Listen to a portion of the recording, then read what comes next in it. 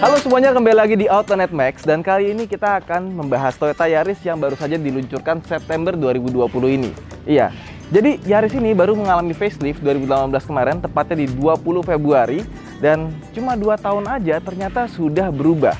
Meskipun yang berubah Raineto, mukanya aja dan beberapa fitur tambahan. Nah, seperti apa Yaris 2020 ini? Jangan lupa untuk like dan subscribe karena Anda menonton Autonet Max.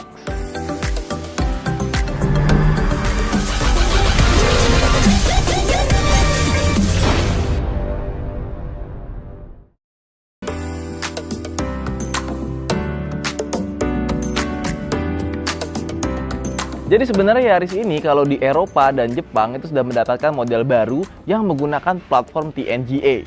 Nah, tapi di Indonesia ketika awal tahun gue mendengar Yaris akan mengalami ubahan, gue pikir akan memasukkan model yang ada di Jepang dan Eropa seperti ini.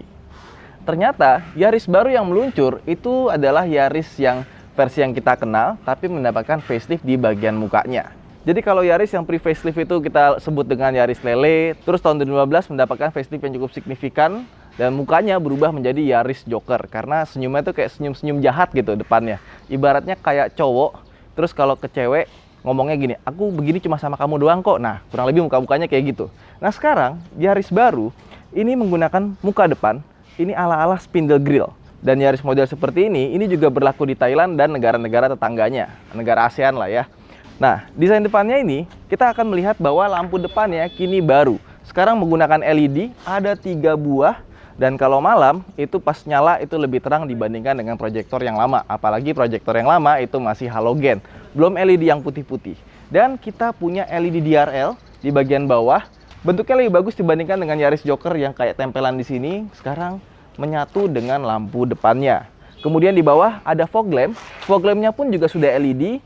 Dan untuk memberikan kesan TRD Sportivo yang sangat sporty, tidak lupa bagian depannya dikasih merah-merah, ciri khas Yaris TRD Sportivo. Bahkan sampai ke belakang, itu side skirt masih ada merah-merahnya loh. Ke bagian samping, Yaris nggak ada bedanya. Even pelek pun masih sama. Biasanya kan kalau facelift kecil-kecilan tuh minimal pelek ganti lah ya. Ini pelek pun masih sama. Spion ini berubah. Kalau yang TRD Sportivo tadinya kan warnanya hitam. Nah sekarang jadi sewarna body, jadi warna kuning juga. Tapi kalau misalkan kalian beli warna merah, ya jadi merah juga. Nah, ke samping, stiker TRD Sportivo masih sama. Ini merah-merahnya pun masih sama. Belakang sudah pakai cakram. Advantage dibandingkan dengan Mazda 2 atau Honda Jazz yang masih pakai tromol, dia sudah pakai cakram. Terus ke bagian belakang, ini juga masih sama persis dan lengkap. Kenapa? Karena kita dapat spoiler, dapat kamera mundur, terus dapat defogger belakang. Nah, sama di bagian belakang ini yang paling beda, kalau yang Yaris TRD Sportivo yang lama, itu dia ada garis merah-merah di sini. Ya, gue nggak suka sebenarnya dengan garis merah-merah itu. Jadi dengan polosan seperti ini, gue rasa ini jadi lebih bagus. Tapi kalau kalian suka ada merah-merahnya, gampang. Tinggal ke toko stiker gitu ya. Tinggal pasang sendiri, langsung jadi. Nah, terus bagasinya, ini juga nggak mengalami ubahan. Dan gue suka Yaris yang sekarang ini, bagasinya lebih besar dibandingkan dengan Yaris model bakpao ya. Terus pas kita buka bawahnya, nah, ban serepnya ini full size. Dan nggak cuma sekedar full size, tapi memang pelek racingnya itu sama gitu. Jadi kalau misalkan ada ban yang kempes gitu ya, terus kita ganti sama ban serepnya, itu juga nggak perlu ganti-ganti lagi. Udah beneran sama kayak pelek bawaannya. Oke, yuk sekarang kita tutup. Nah, sekarang kita buka ke mesinnya. Nah, sekarang bagian mesinnya. Sebenarnya mesinnya sama aja, 2NR FE, tenaganya 107 PS, dan torsinya 140 Nm. Transmisinya CVT dengan virtual 7 percepatan. Tapi yang berbeda dari Yaris ini, itu ada di bawah mesinnya lagi. Apa itu? Steering racknya beda. Jadi, Yaris yang baru, dia punya radius putar 5,1 meter. Sebelumnya, itu 5,7 meter. Alias lebar banget. Kalian kalau udah nonton video Autonet Max pertama yang kita nyobain Yaris baru, Yaris Lele itu gue sangat komplain dengan radius putarnya. Iya, naik Pajero, naik Fortuner, naik Innova, mendingan putar balik naik 3 mobil itu yang gede. Ini susah banget.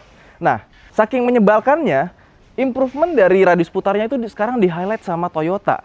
Jadi di brosurnya ditulis sekarang radius putar 5,1 meter. Itu menurut gua adalah angka yang sangat biasa. Kenapa? Karena kalau radius putarnya bagus itu rata-rata ya. Contoh Mirage, Nissan March 4,4 meter, 4,5 meter, 4,6. Bahkan Avanza aja itu 4,7 meter. Makanya Avanza itu kita pakai harian, kita pakai buat muter balik, buat parkir itu enak banget.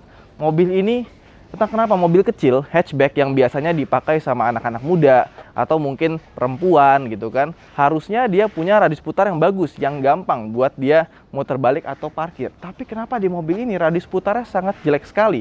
Dan pas gua ngeliat bagian inner fendernya ini sepertinya nggak jauh beda dengan Yaris Lele yang kita kenal. Jadi alasan kenapa Toyota itu ngasih radius putar itu yang kurang bagus, itu bukan karena takut bannya mentok, tapi memang karena ya steeringnya aja, rack and pinionnya itu yang kurang bagus. Dan di Yaris ini kalau gua coba putar setirnya ke paling mentok sama Yaris yang lama kita bandingkan, itu lock to locknya sama. Artinya dia pinionnya sama, yang berubah adalah racknya. Nah, jadi buat teman-teman yang nggak tahu, rack and pinion itu yang dipakai setir-setir zaman sekarang itu sebenarnya udah ada di tahun 1600-an. Nah, kenapa namanya rack pinion? Karena terdiri dari dua gear. Yang pertama adalah pinion gear atau gear yang muter. Dan yang satu lagi itu adalah gear yang lurus, rack gear. Jadi kalau misalkan kita putar setir, kenapa setirnya itu bisa belok? Karena si pinionnya itu muter. Nah, yang rack gearnya itu yang lurus, itu berputar seperti ini, maju mundur. Nah, itu namanya rack and pinion. Nah, sepertinya itu pinionnya itu nggak diubah. Rasionya masih sama, tapi rasio racknya itu yang diubah. Makanya pas kita puter, itu dia setirnya masih sama, tapi beloknya itu jadi makin tajam. Oke. Itu aja mungkin yang bisa kita sampaikan. Nah, sekarang karena dia pakai steering rack baru, otomatis handlingnya pun pasti akan berubah. Nah, daripada penasaran seperti apa rasanya, sekarang kita masuk aja ke balik kemudi dan cobain langsung gimana rasanya handling dan kenyamanan dari Yaris baru. Yuk kita masuk. Nah, sekarang kita masuk ke dalam interiornya Yaris terbaru di tahun 2020 ini. Bedanya nggak banyak kalau dari kasat mata ya. Yang pertama itu perbedaannya ada di head unitnya. Sekarang modelnya baru, interface-nya juga baru, dan features juga nambah. Terus yang kedua, ini bagian silver liningnya ini dibikin kayak metal brush gitu, dan warnanya dibikin lebih gelap. Jadi pas gua masuk sini kayak wow, kelihatannya jadi lebih mewah ya dibandingkan dengan model yang lama. Padahal perubahannya nggak begitu banyak. Terus ada hal yang menurut gua harus berubah tapi nggak berubah di mobil ini. Pertama ya, ini pas kita masuk MID-nya kan cukup besar di bagian bawah sini, dan gue seneng pas kita datang itu dikasih bahasa Thailand, tapi bisa kita ganti ke bahasa Indonesia atau bahasa Inggris ya. Kita starter. Tuh ya. Pas dia nyala, ini gambarnya masih Yaris Joker yang pakai bumper model lama, bukan yang facelift. Harusnya karena dia udah ganti model depan, harusnya diganti juga gitu. Tapi sayangnya MID-nya ini nggak diganti jadi model yang terbaru. Nah, terus sisanya masih sama persis seperti Yaris yang pernah kita bahas di video di bawah ini. Kayak misalkan push start stop engine buttonnya ada di sebelah kanan. Terus di sini ada eco button sama sport button buat ganti mode. Di sebelah kanannya lagi ada untuk mematikan stability control karena dia sudah lengkap dengan stability control, hill start assist, sama traction control. Dan dia sekarang punya dua pilihan airbag karena dulu itu kan cuma 7 airbag stock. Nah, buat teman-teman yang ngerasa 7 airbags nggak perlu karena kemahalan gitu kan. Nah, sekarang Toyota juga menyediakan varian yang 3 airbags dan 7 airbags. Nah, kebetulan ini adalah yang 7 airbags. Jadi kalau kita lihat di pilar sini ada tulisan SRS 008. Di bagian kursi ini juga bagian bawahnya ada tulisan SRS airbags.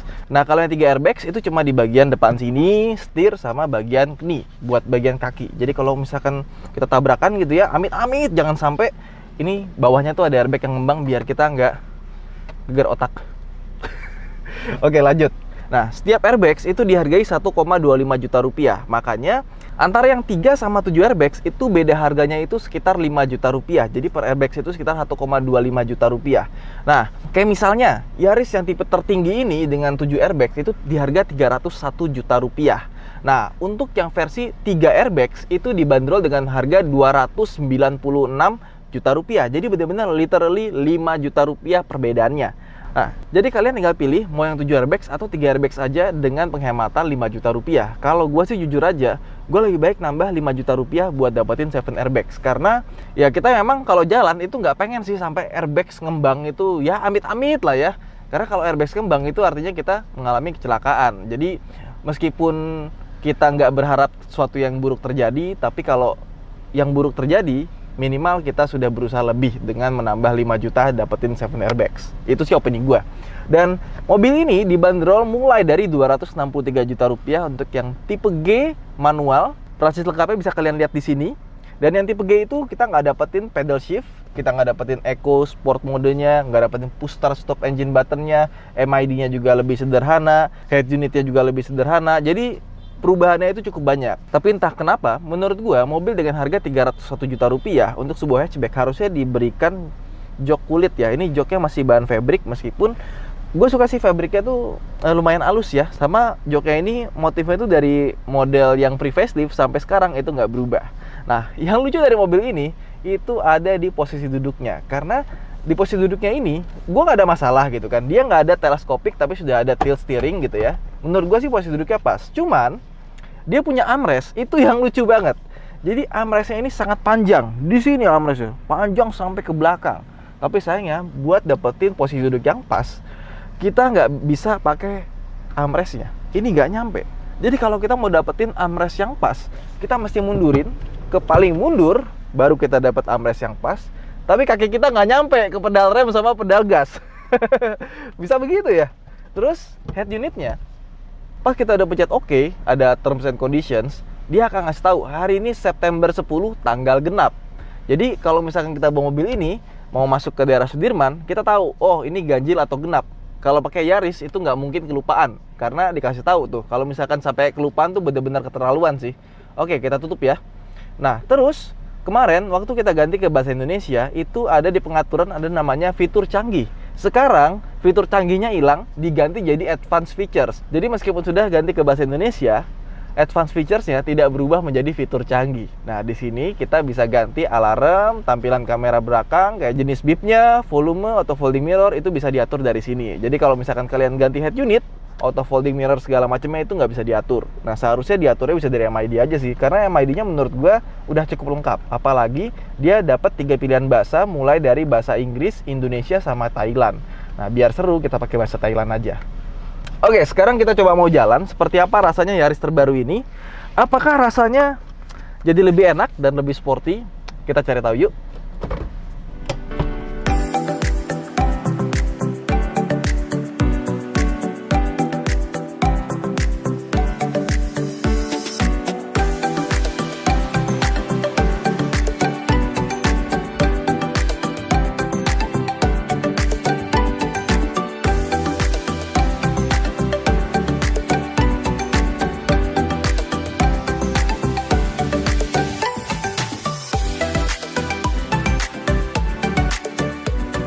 Ya, kita udah mulai jalan. Tadi pas kita belok aja, itu nggak usah muter balik, itu udah berasa banget radius putarnya berubah. Jadi dibandingkan Yaris yang lama, ini tuh berasa banget setirnya pas kita belok. Wih, beloknya cuma dikit nih, ya kan? Setirnya nggak perlu muter banyak-banyak, tapi beloknya udah lumayan banyak. Terus, yang kedua, semenjak Yaris yang generasi Joker ini, dia tuh udah mengalami fine tuning di suspensinya. Sekarang suspensinya jauh lebih lembut, dan juga pas kita belok segala macam juga, itu juga body roll itu tetap terjaga. Kenapa nggak dari dulu dibikin kayak gini aja suspensinya? Jadi lebih enak kayak sekarang. Terus setirnya, karena tadi gue bilang rasio gearnya berbeda, sekarang jadi lebih sensitif. Jadi kalau kita lagi lurus nih ya, kita belokin sedikit aja, dia tuh udah kerasa beloknya. Kemudian di sini dia punya eco mode dan sport mode. Kalau kita nggak pencet dua-duanya, dia akan masuk ke mode normal.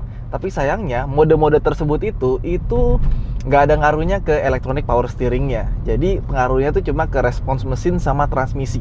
Kalau Eco dia akan main di RPM rendah, Sport dia akan main di RPM tinggi, dan ganti giginya di RPM tinggi pula. Meskipun ganti giginya itu cuma virtual, bukan ganti gigi beneran, karena kan CVT dia ya. Iya, jadi pas kita pakai ke Sport mode, sayang sekali steering responsnya nggak berubah. Beberapa mobil kalau kita masukin ke Sport mode itu steering jadi lebih berat, jadi lebih antep. Dan juga dibandingkan dengan Yaris yang Joker yang masih pakai steering ratio yang sebelumnya gitu ya, gue ngerasa steeringnya kalau kita ngomongin handling itu lebih enak yang lama. Yang lama itu steeringnya lebih berbobot, dan dipakai di tol itu pas lagi kencang itu dia lebih enak gitu. Yang sekarang tuh jadi lebih enteng, jadi terlalu enteng, dan kita belokin sedikit gitu dia langsung perubahannya banyak. Ya, plus minus sih. Jadi ternyata ketika Toyota mengganti steering rack-nya dengan yang model baru, sepertinya electronic power steering-nya itu kontrolernya tuh nggak diubah.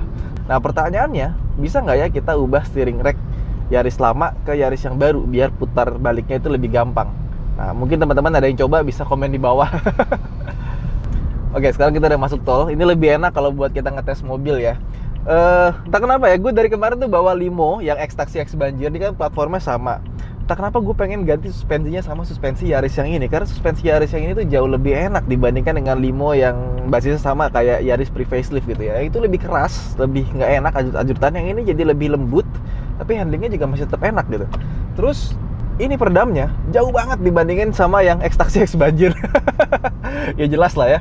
Jadi memang kalau dibandingkan dengan versi yang paling trondolannya ketika masuk ke Yaris gitu tuh baru berasa mobil itu enak banget gitu. Peredamannya bagus, ya meskipun nggak sebagus itu sih, tetap masih ada suara luar yang masuk, ya kan? Suara truk masih masuk, tapi dibandingkan dengan yang X-Taxi X Banjir ya jauh banget.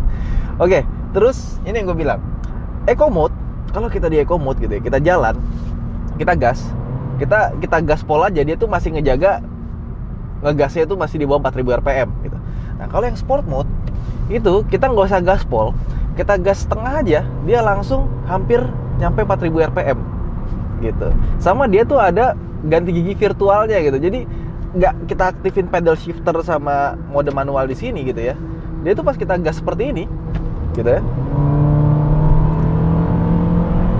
tuh dia tuh ada kayak ganti gigi teng gitu aja loh, sengaja digituin, nggak dibikin CVT yang linear, yang bener-bener CVT-nya megar, dia RPM manteng. Dia enggak, dia dibikin ada virtual ganti giginya. Oke, sekarang kita di mode sport, kita mau gaspol ya. Gaspol. Enggak. Masih safe kok. Oke. Kalau di sport mode gitu ya.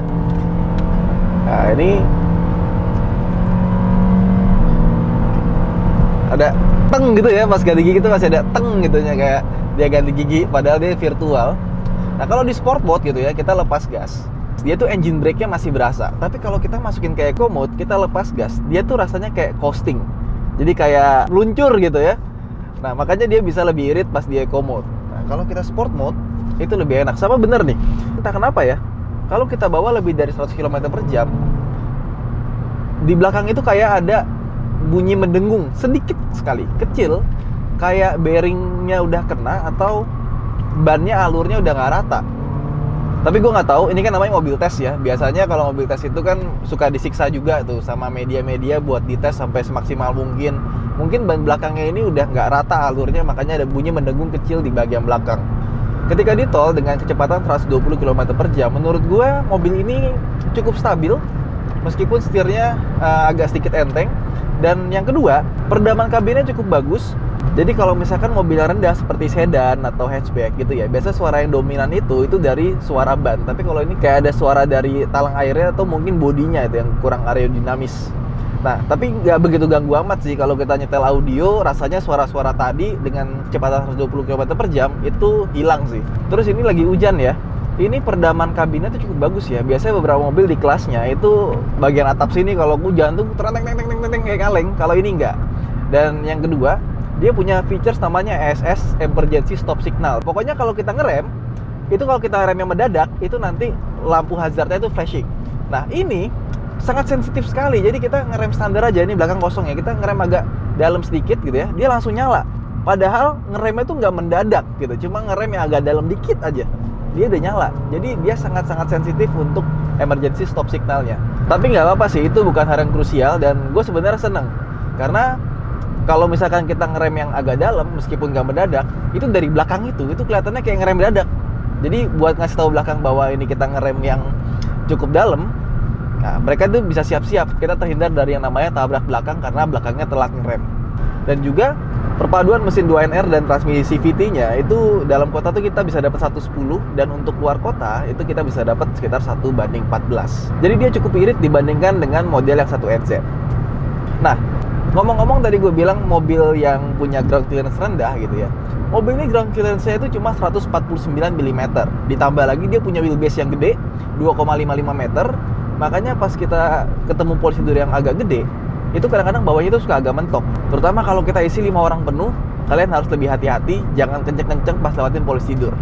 Tapi karena dia punya wheelbase yang panjang gitu ya, dia ini pas kita masuk ke dalam, baik di bangku depan sama bangku belakangnya, itu lega banget rasanya. Iya, apalagi bangku belakangnya ya. Gak heran mobil ini yang Viosnya itu dijadikan limo, dijadikan taksi, karena emang belakangnya enak. Kaki nggak akan mentok, kepala nggak akan mentok. Bener-bener pas di belakang itu rasanya nggak kayak naik mobil kecil, lega banget. Dan dengan model desain dashboard yang baru sejak 2016 ini juga menurut gua ada beberapa hal yang baik, kayak misalkan pas kita buka laci depannya, itu bukanya tuh soft opening. Terus kita dapat laci kecil di sebelah kanan sini, cup holdernya ada di bawah 2, terus di sini juga set pocketnya gede. Tapi sayangnya ada hal yang di Yaris pre-facelift itu yang gua suka tapi hilang. Kayak misalkan cup holder di depan ventilasi AC ini itu hilang. Dan di sebelah kiri itu juga ada cup holder model tarik, itu juga hilang. Jadi kalau kita punya minuman, kita taruh di cup holder depan yang dekat AC, itu tuh enak banget, minumannya tetap dingin. Yang ini sekarang udah nggak ada.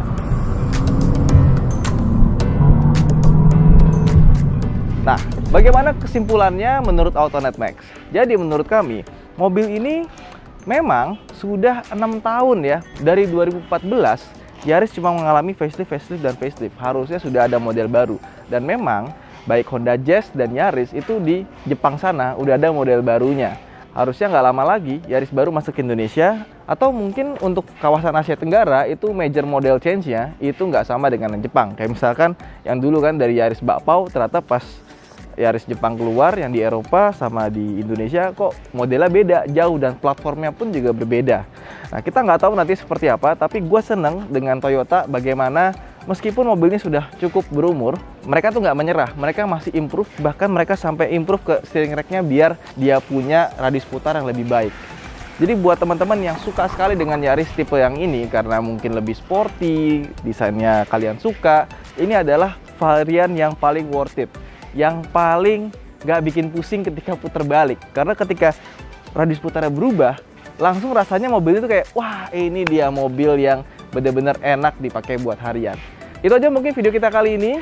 Jangan lupa untuk follow Instagramnya Autonet Max, dan jangan lupa untuk like video ini, subscribe jika kalian belum subscribe ke channel Autonet Max. Saya Ridwan Hanif, sampai jumpa di video berikutnya. Dan buat teman-teman yang punya Yaris generasi ini atau sebelumnya, bisa komen di bawah seperti apa rasanya ketika memelihara mobil ini. Saya Ridwan Hanif, bye. Jadi kenapa dia sekarang bisa pesawat dulu lewat stop signal, tapi versi Toyota tuh namanya apa ya? Ingat nggak kan? Nggak lupa.